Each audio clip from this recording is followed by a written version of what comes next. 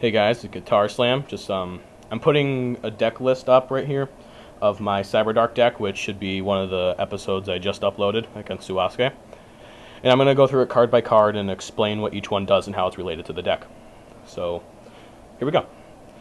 I'll start off with my fusions. The first card I have is Cyberdark Dragon, pardon me. He's a fusion of the little Cyber Dragon, Cyberdark Horn, Edge, and Keel, and he has 1,000 attack, 1,000 defense, and he has a pretty sweet effect. What he does is when he's summoned, you're allowed to equip any level dragon from your graveyard to him, and he'll gain attack equal to the attack of the equipped dragon. Plus he gains 100 attack for every other monster in the graveyard. So he's the main card in the deck, and I use a Future Fusion, which I'll get to later, to get him out. Next card's Five-Headed Dragon, which is just if I have a bunch of dragons in the graveyard that I'm not using for the Cyberdarks, I use Dragon's Mirror, which again I'll get to in a little bit, to get him onto the field. 5,000, 5,000, just really a beat stick. Next, I run 2 copies of Cyberdark Horn, and he's my favorite of the little Cyberdarks, and just like all the little Cyberdarks have the effect where when he's summoned, he can equip a dragon level 3 or lower to himself and gain attack equal to that dragon. And he has 800 attack, 800 defense. And he has the Pierce effect, which is where if his attack's greater than the attack of a defense position monster, it's dealt as damage to the opponent. So he's my favorite of the little Cyberdarks. Next up is 2 Cyberdark Edges. And like I said, just like with Cyberdark Horn, he equips a small dragon to himself and gains attack.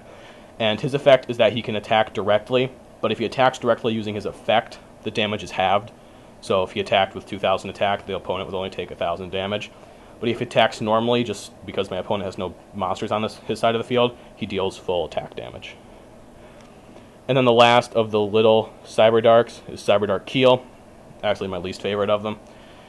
He gains attack with the little dragon just like the other ones, and when he destroys a monster by battle, the opponent takes an extra 300 points of damage.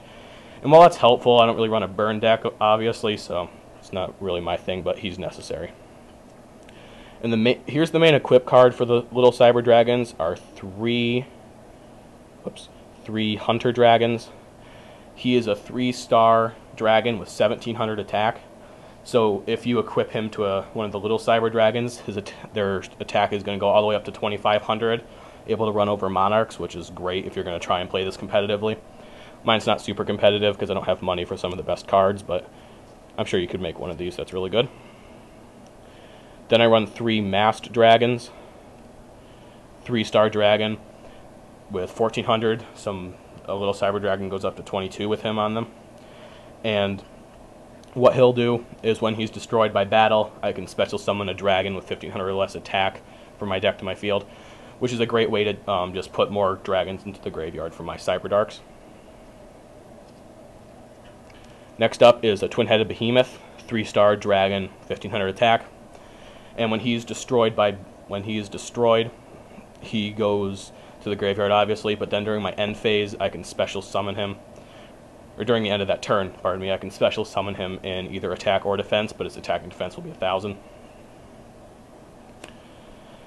Next up, I have 2 Armed Dragon level 5s, 2,400 attack, so he can go toe-to-toe with a Monarch.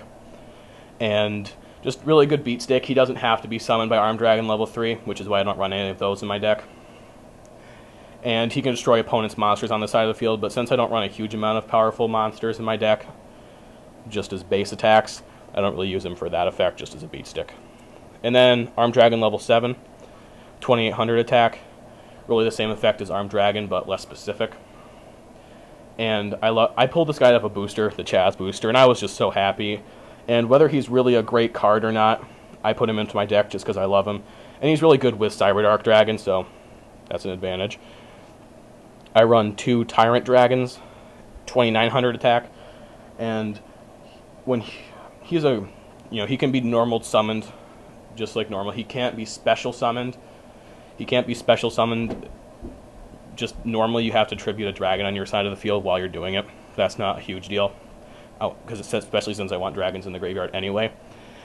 And He can't be targeted by a trap that specifically designates him, so like Sakatsuretsu Armor wouldn't work on him. I run one Cyber Dragon just for field presence. Even though he's a machine type, he's just special summon him and then get something else in the field for a quick damage on the first turn, hopefully. Breaker the Magical Warrior. He'll be 1900 attack with his spell counter, and if you take the spell counter off, 1600 attack, but you've destroyed a spell or trap on your opponent's side of the field, which is great. Snipe Hunter, just a field presence card, put him down, discard a card, and hopefully you roll a 2, 3, 4, or 5, which is a 2/3 chance of destruction, and destroy your opponent's whatever card you designate, actually. And my last monster is a Sangan, and he does the same thing as Mass Dragons, except he pulls the 1500 or less monster from my deck to my hand, and it doesn't have to be a dragon. Just good presence. And so this is how I get Cyber Dark Dragon on the field, is Future Fusion. Really great fusion cards. You just summon, you put that onto the field, target your Cyber Dark Dragon, send your 3 little Cyber Darks to the graveyard, wait until your second standby phase after, and then you get your Cyber Dark Dragon onto the field, and hopefully you have a dragon in the graveyard to equip to it. And then Dragon's Mirror, like again I said earlier, is how I get my 5-headed dragon onto the field. Have enough dragons in my grave or on the field, just activate Dragon's Mirror, fuse them all together, and get my beat stick. Foolish Burial is used to dump preferably Hunter Dragon, or if I have a Future Fusion in my hand, I'd send like a Tyrant Dragon to the graveyard so I can equip them later to one of my Cyber Darks. Lightning Vortex is just a field presence card. Discard 1 card from my hand to destroy all face-up monsters on my opponent's side of the field. I love this card. I try and run it in all of my decks.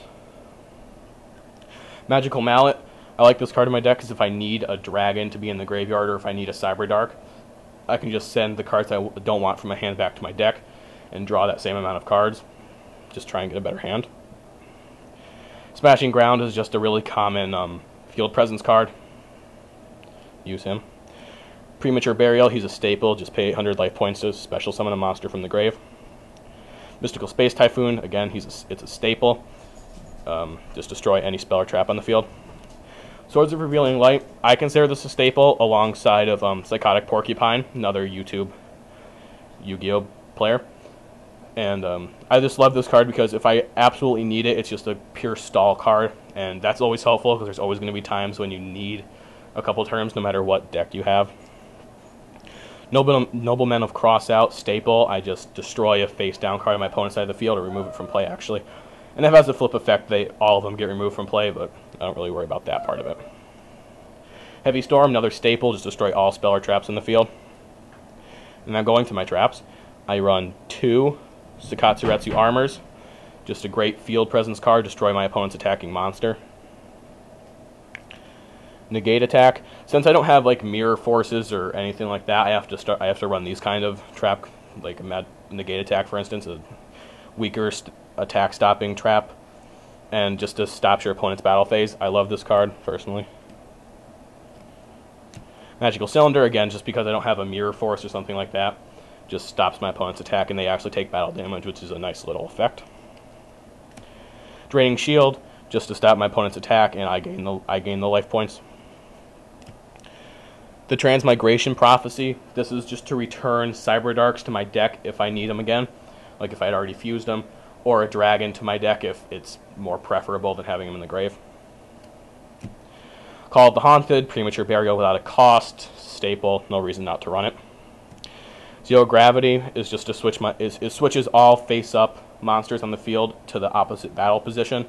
So most of the time, if your opponent's attacking, they'll have plenty of monsters in attack mode, so it kind of is like a negate attack if that's happening.